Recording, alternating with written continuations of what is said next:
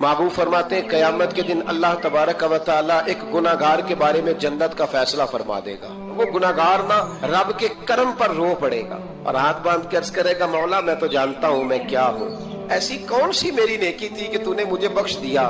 तो मेरे महबूब पाक अलैहिस्सलाम फरमाने लगे, रब करीम उससे फरमाएगा, एक दिन रात को ना तू अपनी गली से गुजर रहा था, गली से गुजरते हुए तेरे पैर से एक रोड़ा टकराया था, तूने वो रोड़ा उठा के फेंक दिया था।